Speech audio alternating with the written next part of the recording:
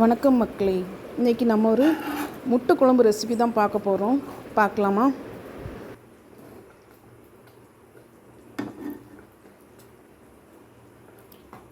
உடச்சி ஊற்றின முட்டை குழம்பு பாருங்கள். நீங்களும் இதே மாதிரி செஞ்சு எப்படி இருக்குன்னு சொல்லிட்டு சொல்லுங்கள்.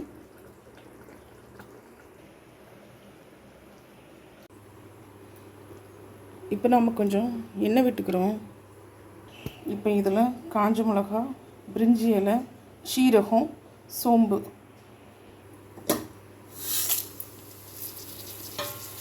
போட்டோன்னா பொடியுது பாருங்கள். நல்லா பொடியாக வெட்டி வச்சுருக்க பெரிய வெங்காயம் 2.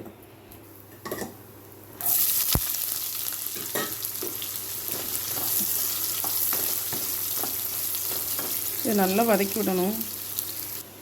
நாம் இப்போ இதில் சேர்க்க போகிற மசாலா என்னென்னா, மஞ்சத்தூள் கொஞ்சம் ஒரு 1/2 ஸ்பூன், 1 ஸ்பூன் காஷ்மீர் மிளகாத்தூள், 2 ஸ்பூன் குழம்பு மிளகாத்தூள், ஒரு 1/4 ஸ்பூன் போல் மிளகுத்தூள். இது சிக்கன் மசாலா. நீங்கள் மட்டன் மசாலா வேறு மசாலா கூட சேர்த்துக்கலாம். ஐ மீன் கரம் மசாலா அந்த மாதிரி ஐட்டம்ஸு.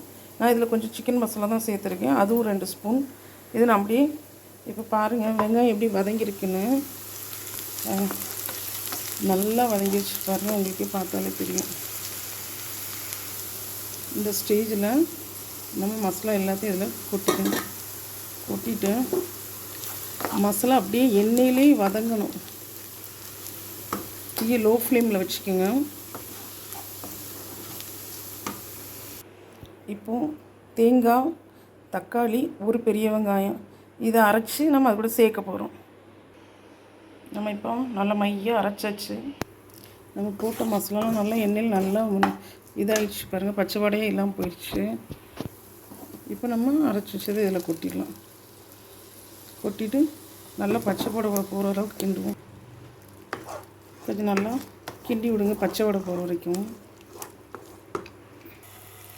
இப்போ பாருங்கள், நல்லா சுற்றி இங்கெல்லாம் பாருங்கள் எண்ணெய் பிரிந்து வந்துடுச்சு.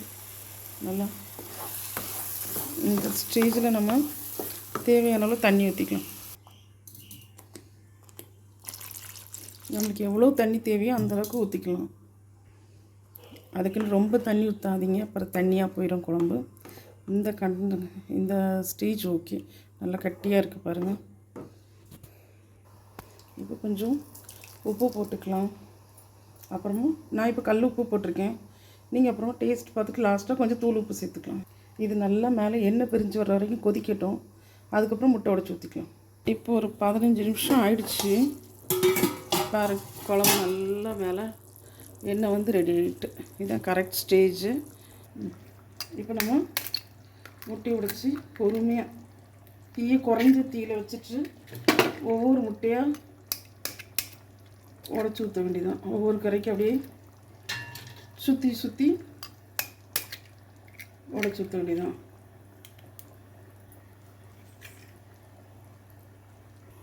அப்படியே குறைஞ்ச தீயிலே இருக்கட்டும்.